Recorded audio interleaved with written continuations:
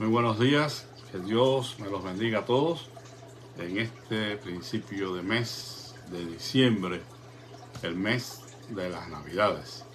Como estábamos comentando ayer, pues estamos en la temporada de Adviento, mientras reflexionamos acerca de estos eventos que sucedieron cuando Jesucristo llegó por primera vez a este mundo para ofrecer su vida en el rescate de todos nosotros. Pues en esta mañana vamos a seguir en esa dirección y vamos a tener una reflexión navideña, en esta ocasión pensando en la Navidad y yo. Quizás más de uno al leer tan solo el título de esta reflexión pierde el interés por leerla o escucharla, porque quizás piense, bueno, pues yo no tengo nada que ver con la Navidad. Pero lo que vamos a descubrir en esta mañana es que sí tenemos que ver con la Navidad.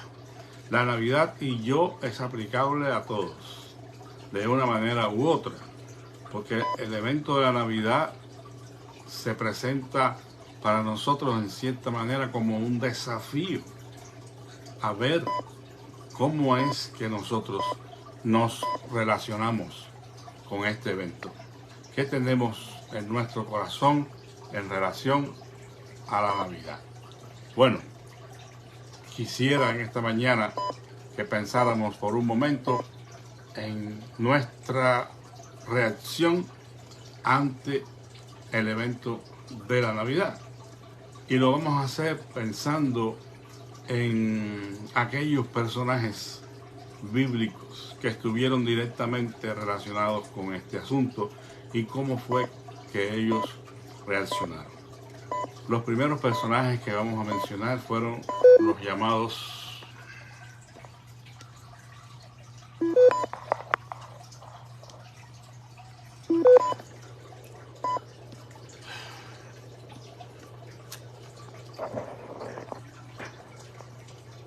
disculpen, hermanos, tengo problemas con este aparato del teléfono, que siempre pasa algo. Pero bueno, no vamos a desmayar. Vamos a seguir adelante como podamos. Ojalá se grabe sin dificultad. El evento de la Navidad para cada uno de nosotros puede ser diferente, como lo fue para estos personajes bíblicos. Los magos, llamados así por la traducción que hace la Reina Valera del 60, sin embargo, la palabra más correcta, más adecuada sería los sabios, los wise men, los hombres sabios que tuvieron que ver con la Navidad directamente, porque ellos fueron los que indagaron acerca de la verdad de este niño que habría de nacer. Estamos de acuerdo en que los reyes magos o sabios que llegaron, no llegaron al pesebre. Ellos llegaron a la casa de José y María cuando el niño tendría aproximadamente 2 años. Pero ellos estuvieron indagando acerca de la verdad sobre esta criatura que habría de nacer. Algunos dicen que fueron sabios, o de ahí la palabra magos del oriente, y piensan que se refiere a ciertas potencias o ciertos lugares en el oriente, y que de allá ellos llegaron porque eran estudiosos de los astros y todo eso. Lo más probable, sin embargo, es que hayan sido sabios de la Torá, hombres que se dedicaban al estudio concienzudamente de las Escrituras y sabían que habría de nacer este niño, el Mesías de Israel, en este tiempo en Belén de Judea. Bueno, no es tan importante para nosotros saber si venían del oriente o en el sentido de los países orientales o del oriente de Israel y eran sabios naturales. Eso no es lo más importante.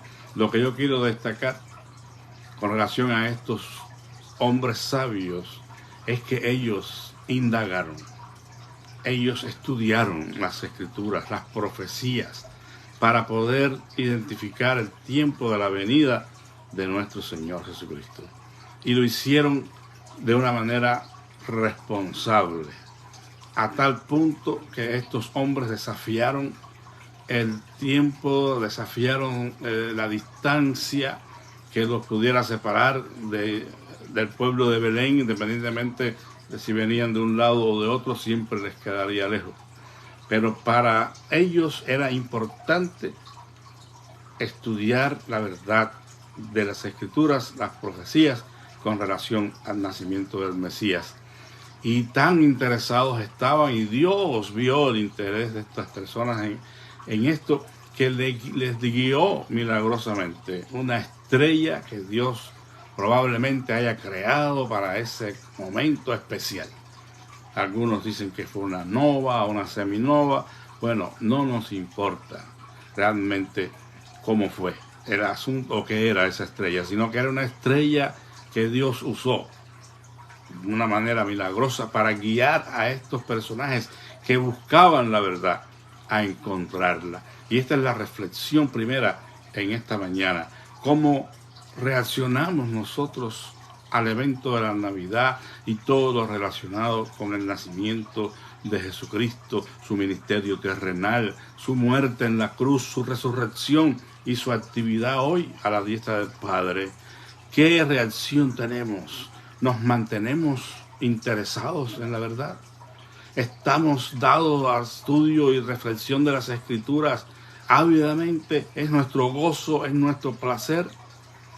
Si es así, Dios también nos guiará siempre en el descubrimiento de las verdades escriturales. Porque Él dice, y dijo a su pueblo, y dice a nosotros hoy también, buscadme y viviréis.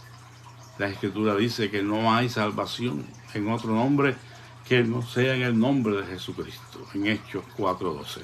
Por eso ahora nosotros que hemos recibido la luz del Evangelio de la gloria de Cristo, debemos entregarnos al estudio de las Escrituras con deseo, con un profundo interés. Seamos como estos hombres sabios que indagaron hasta que Dios les guiara a la verdad.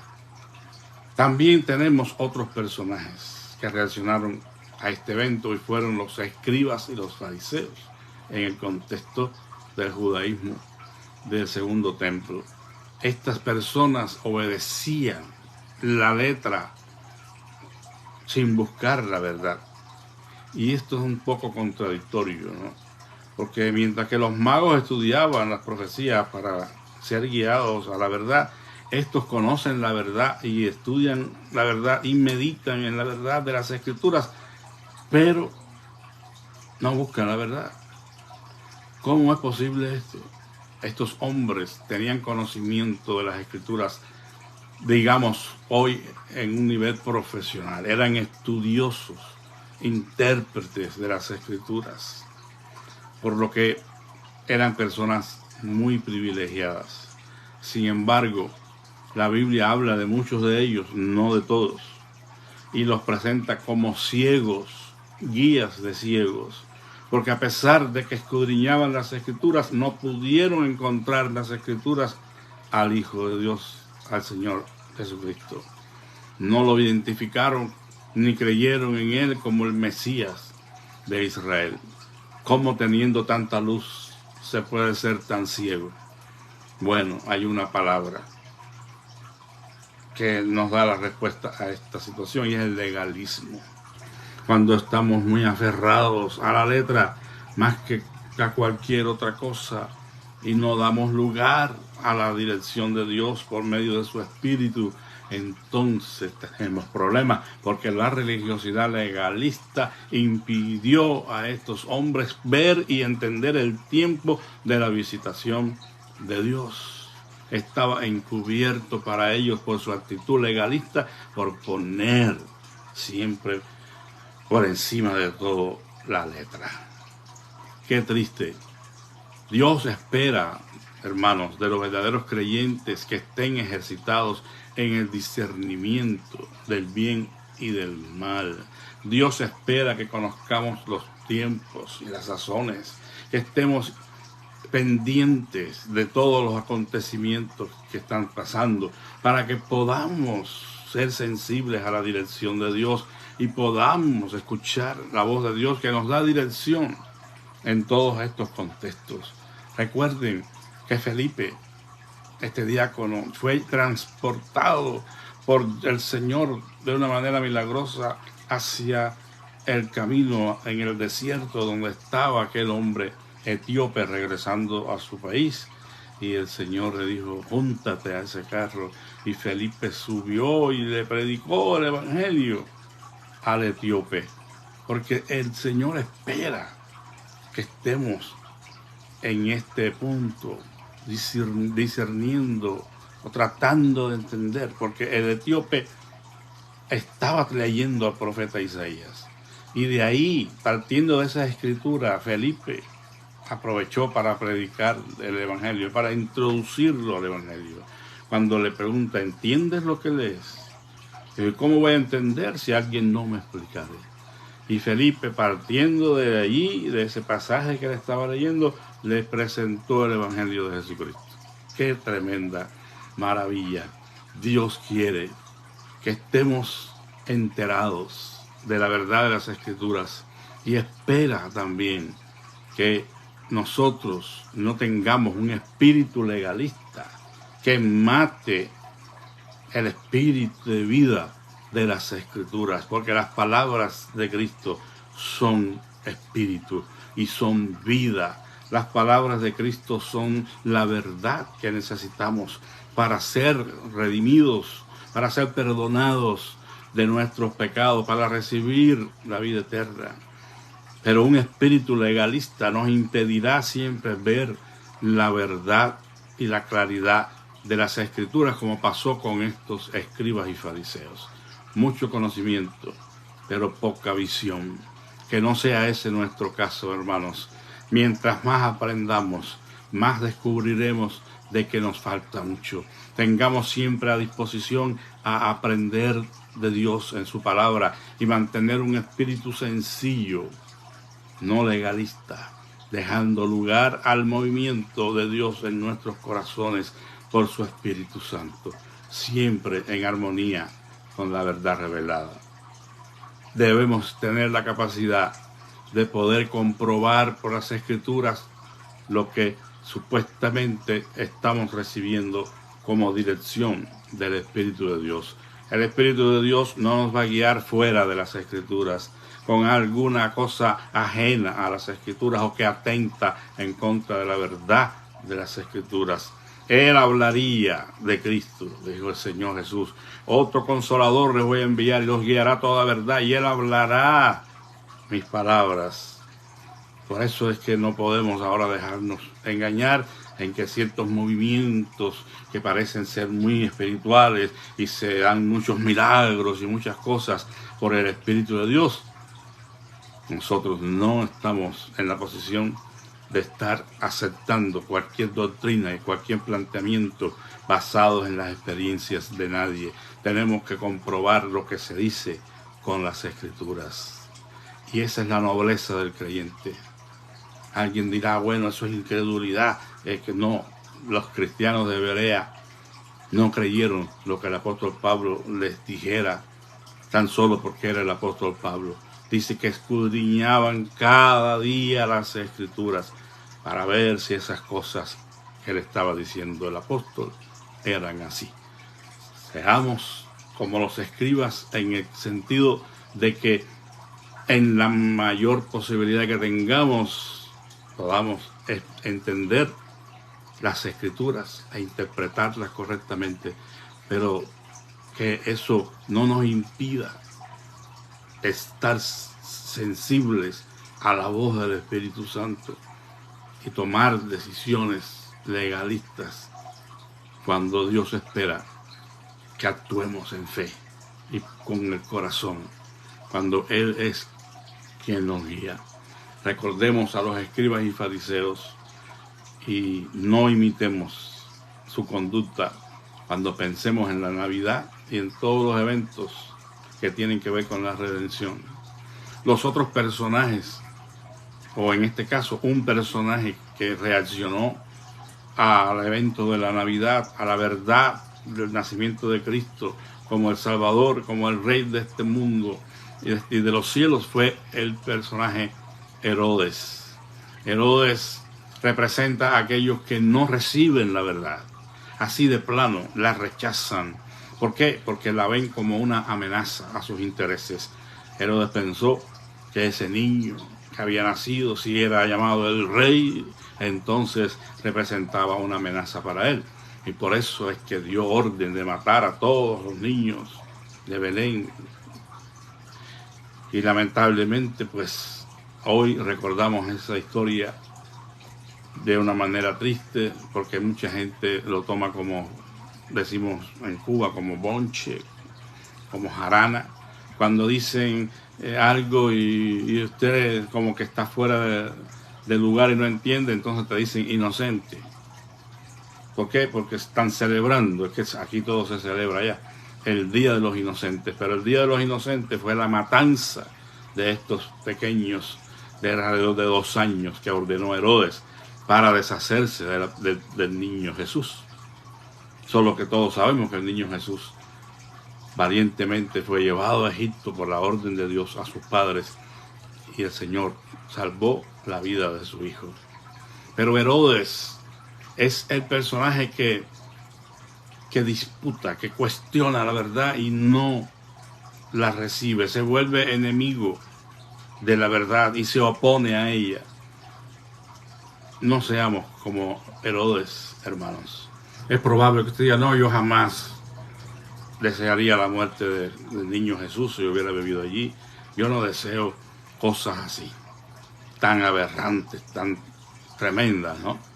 Bueno, pero es que hay muchas personas que aunque no tomen una actitud como esta, tan cruda, también son como Herodes, porque ven en la Navidad, ven en el Evangelio de Jesucristo una amenaza a sus intereses. Vamos a pensar primero en aquellos que no han conocido el Evangelio de Jesucristo, aquellos que no lo han hecho porque sencillamente el Evangelio representa para ellos una amenaza a sus negocios, a su estilo de vida, porque entienden que tendrán que rendir sus vidas a Dios y ven en el Evangelio un obstáculo para eso y por eso rechazan la verdad, la ignoran, algunos hasta la combaten. Bueno, pensemos a los que ya han conocido la verdad y están en Cristo y han nacido de nuevo.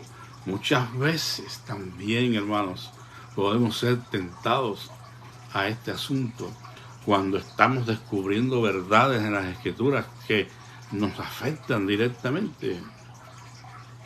Y pensamos entonces que tal enseñanza no puede ser de Dios porque demanda mucho de mi vida. Y puede haber algún cristiano que no se consagre completamente a Dios por eso, porque hay algunas cosas en su estilo de vida que él sabe que necesita dejar o rectificar y no está dispuesto a hacerlo.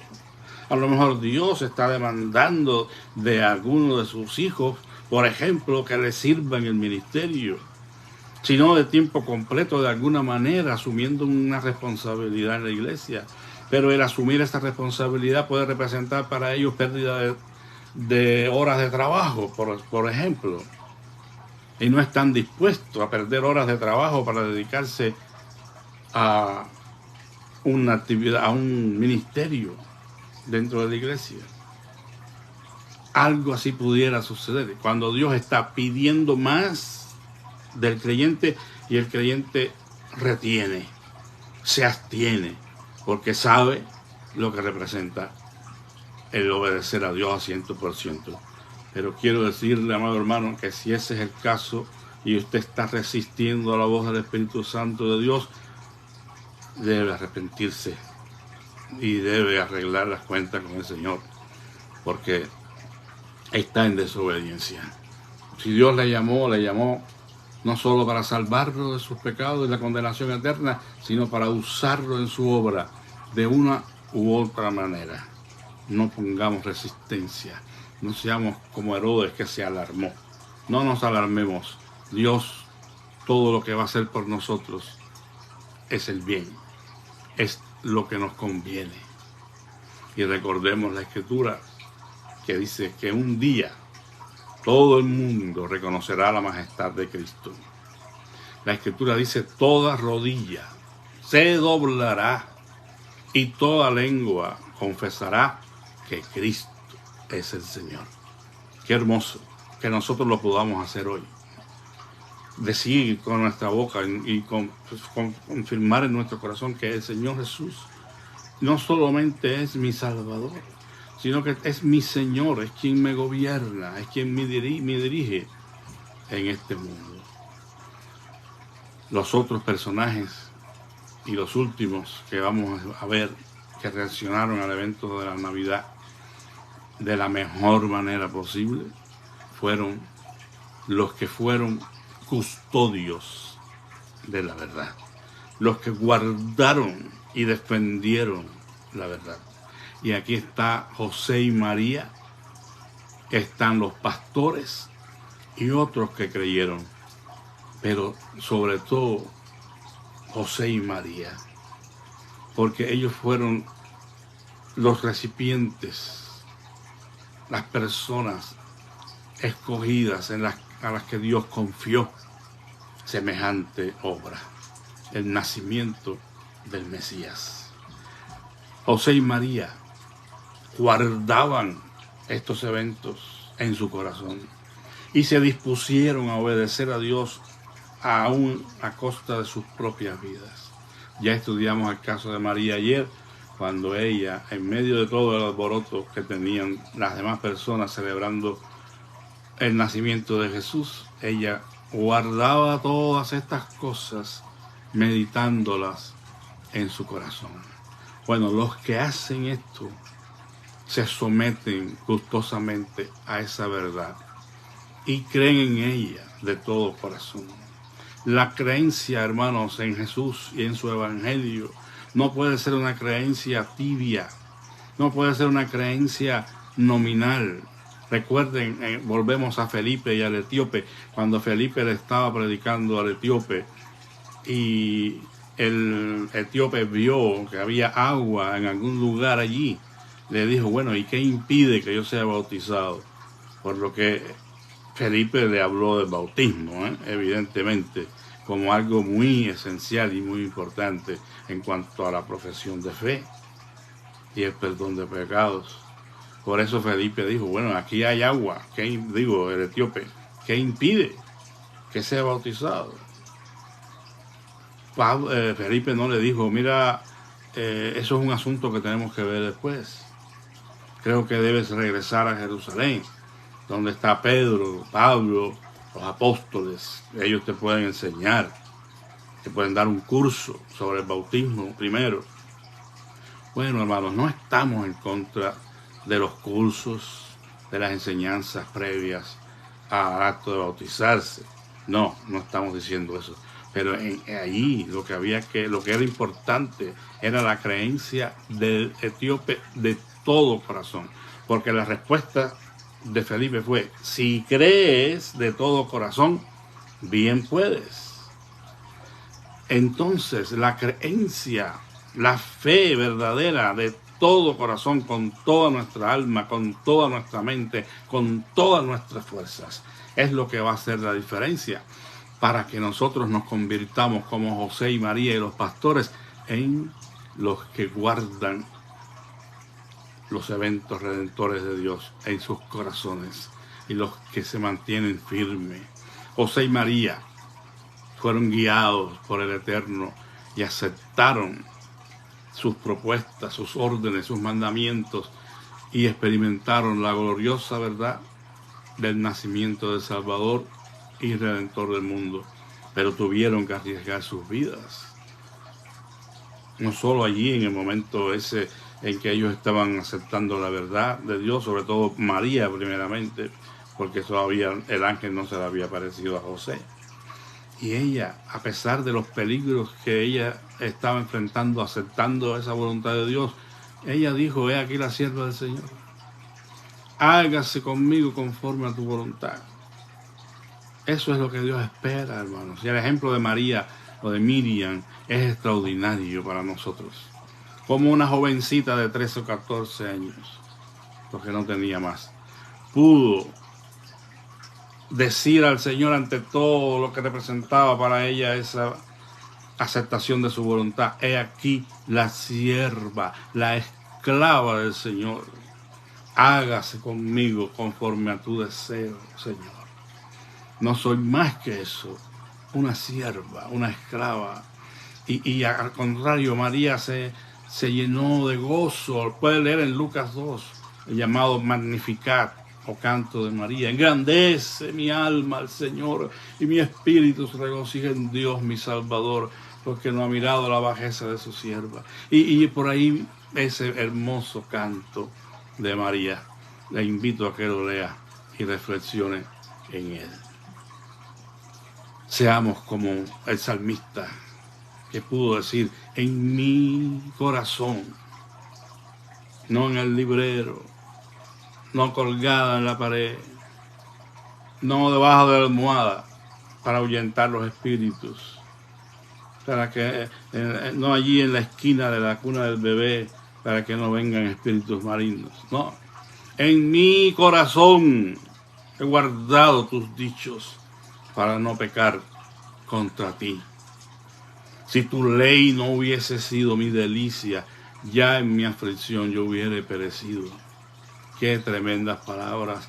Lámpara es a mis pies tu palabra y lumbrera a mi camino. Eso es lo que Dios quiere de nosotros, que seamos de los que custodian, de los que guardan la verdad, de los que en un momento dado, si tienen que hacerlo, contiendan por la verdad.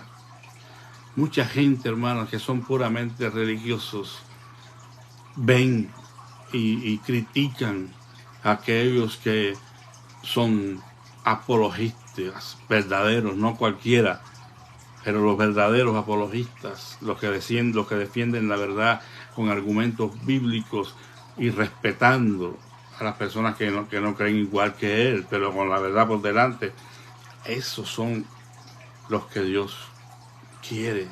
Él desea que estemos dispuestos en un momento dado, si es necesario, a contender por la verdad. Es un mandamiento. Está en la carta de Judas, que dice que debemos contender por la verdad, por la fe, una vez dada a los santos. Dios quiere que defendamos esa fe con argumentos bíblicos poderosos, irrefutables, pero no con el objetivo de ganar una pelea, una discusión, no con el objetivo de ridiculizar a nadie, ni ofender a nadie, porque cada quien tiene el derecho de creer lo que quiera. Nosotros lo que vamos a hacer es plantear la verdad como la entendemos y vamos a tratar de defender esa fe.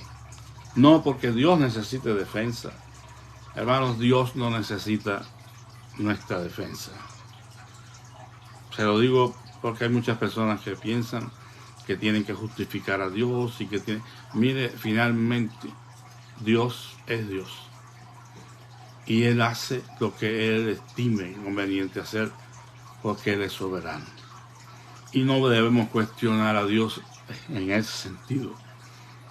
Podemos dialogar con Dios y podemos derramar como agua nuestro corazón delante de Él y decirle como Habacuc: Señor, no entiendo por qué has de castigar a tu pueblo con una nación más sanguinaria y más pecadora que Él.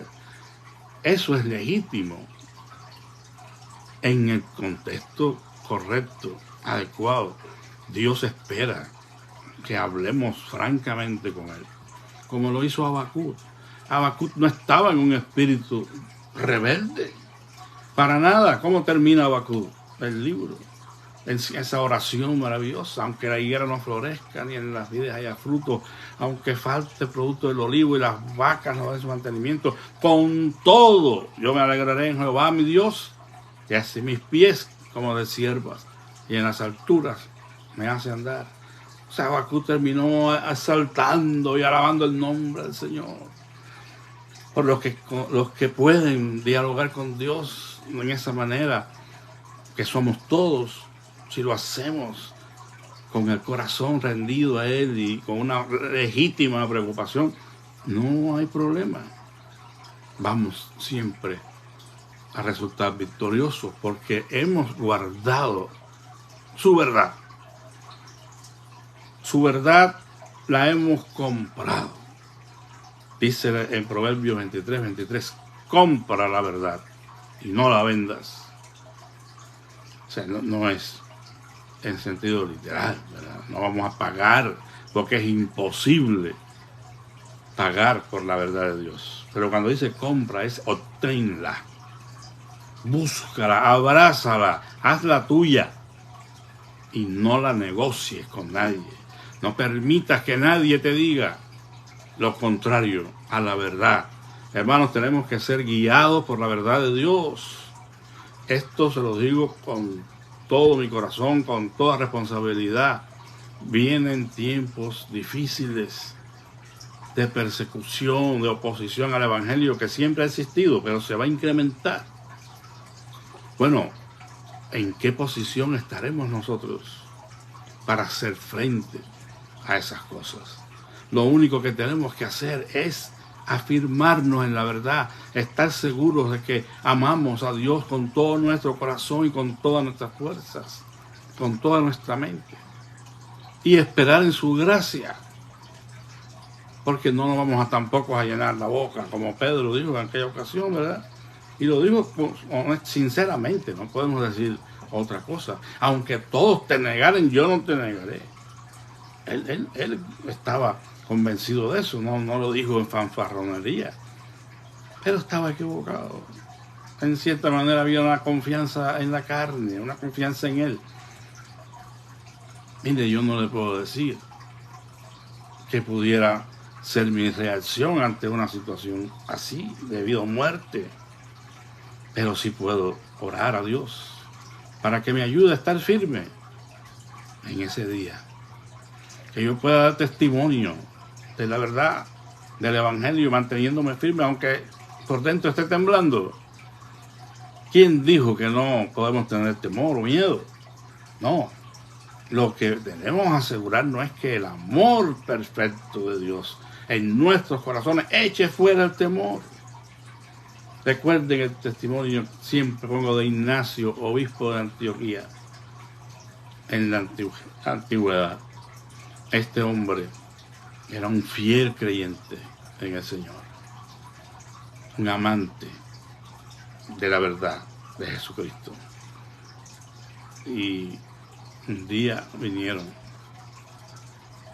y le dijeron: tienes que negar a Cristo. Entonces fue Ignacio o Policarpo, no estoy seguro, pero uno de ellos, cualquiera, no importa. Cuando se le presentó la opción y le dijeron: o niegas tu fe en Jesucristo, en ese Jesús que ustedes dicen, o te quemamos vivo. Creo que fue Policarpo. Dice que Policarpo le respondió: 86 años hace que lo conozco y solo me ha hecho el bien. ¿Cómo creen ustedes que lo voy a negar ahora? Y murió quemado por la causa del Evangelio de Cristo. Y así, hermanos, muchísimos mártires podemos contar en la historia de la iglesia que dieron su vida por causa de Cristo. No a todos les es concedido ese don, y no creo que haya muchos que lo estén buscando, porque el martirio es un don. A vosotros os es concedido, dijo el apóstol, no solo que creáis en Él, sino que padezcáis por Él. En cierta manera todos tenemos un llamado al sacrificio, incluso a la muerte, si fuera necesario, por causa del Evangelio de Cristo. Porque a vosotros os es concedido, dice el apóstol, les es dado por la gracia de Dios que no solo crean en Él, sino que padezcan por Él. Bueno, no quiero que estemos preocupados y que tengamos miedo a punto de desesperarnos y negar la fe. No, pero esperemos en la gracia y en la misericordia de Dios, porque finalmente Él nos dará la fortaleza, Él nos dará la gracia, para que en ese día, si llega, podamos dar honor y alabanza a su nombre. Porque después de todo, hermanos, no tenemos aquí ciudad permanente, sino que buscamos la porvenir. Nuestra visión está en los cielos, de donde viene el Señor Jesucristo. Ese es el todo del creyente, la esperanza en que Jesús viene otra vez. Pues pensemos entonces en este mes de diciembre que estamos esperando la celebración del nacimiento de Cristo. ¿Cómo me reflejo yo de una u otra manera en algunos de estos personajes? ¿Estoy siendo como los magos o los sabios que indagan y estudian la verdad de Dios? ¿Estoy siendo un legalista como los fariseos y los escribas? ¿Estoy tan apegado a la letra y al cumplimiento de ella que dejo a un lado la misericordia? Bueno, ojalá que no. ¿Soy yo de alguna manera como Herodes, que me opongo a la verdad? ¿Me alarmo ante el hecho de que Jesús sea todo en mi vida? ¿Le temo a un compromiso serio y comprometido con el Señor? ¿O soy como José, María y los pastores y muchos otros que guardaron la verdad, que la abrazaron? Los pastores, cuando escucharon el anunciamiento de los ángeles, inmediatamente dijeron: pasemos pues a Belén para ver lo que el Señor nos ha manifestado. ¿Es esa nuestra avidez, hermanos? ¿Es ese nuestro sentir hoy? No solo en casa, donde yo tengo la oportunidad de estudiar las Escrituras, sino que estoy esperando el día del servicio con ansias, con deseo de ir a ver qué el Señor nos va a manifestar hoy. ¿Qué verdad Dios va a tratar hoy? Y estoy esperando como lo mejor del mundo el día domingo para ir a la iglesia, o el día miércoles para orar, o estudiar la Biblia. Solo nosotros sabemos cuál es la condición de nuestro corazón. Se lo dejo de tarea, como la Biblia nos dice: escudriñaos a vosotros mismos, probaos a vosotros mismos si estáis en la fe o no. Que Dios les bendiga. Les invito a que me acompañe en una pequeña oración. Padre grande y Dios eterno, te alabamos y bendecimos en esta mañana y te damos gracias por estos días en que estamos esperando la Navidad, Señor, y celebrar este acontecimiento de que tu Hijo Jesucristo naciera en este mundo. Te pido, Dios, que si algunos nos hemos visto reflejados en algunos de estos personajes y tenemos que hacer algunos ajustes en nuestra vida, que tú nos des dirección y nos des la fe necesaria para hacer tu voluntad, Señor. Ayúdanos, y que la celebración en este año sea realmente que Jesús ha nacido para traernos la salvación, y que Él nos ha hecho nacer de nuevo a nosotros, y por la fe Él habita en nuestras vidas. Te ruego por las necesidades de mis hermanos, Señor, que tú sigas obrando en estas peticiones que diariamente ponemos delante de ti, en favor de estos enfermos, rogando, Señor, su recuperación, su sanidad, pidiendo por el atribulado para que tú traigas consuelo y fortaleza a sus vidas, pidiéndote por el que necesita un empleo, Señor, que necesita el sostén para su familia, te rogamos que tú abras puertas. En fin, Señor, todas aquellas cosas que nosotros vivimos, las ponemos en tus manos porque queremos que tú estés en todo en nuestra vida y nos ayudes a tomar las decisiones correctas. Bendice la iglesia, el ministerio de cada uno de los líderes, Señor, allí en sus flores. Y te pedimos, Padre Santo, que tú lleves adelante esta iglesia, que sea luz, que sea testimonio. Ponemos en tus manos los proyectos que estamos pensando, Señor, y la ayuda que pudiéramos recibir de parte de la ciudad y las oportunidades de servir más que todo a la comunidad, Señor. Te pido que tú nos guíes y nos prepares para esto. Padre, gracias te damos. Rogamos que bendigas a toda congregación, Señor Nazarena, aquí en San Antonio, y que tú, Señor, sigas bendiciendo el ministerio de nuestro hermano Caleb Herrera, Señor. Bendice la semana o los 2 días que vamos a tener, Señor, de predicación con el superintendente Gustavo Crocker, que esto de tiempo de avivamiento de santidad sea realmente eso, Señor, un despertar para cada uno de nosotros. Oramos humildemente en el nombre de Jesús. Amén. Muchísimas gracias, hermanos, que Dios les bendiga. La paz de Cristo sea con todos y disculpen el inconveniente de este aparato, se quedó sin carga y pues tuve que ponerlo de otra manera. Shalom.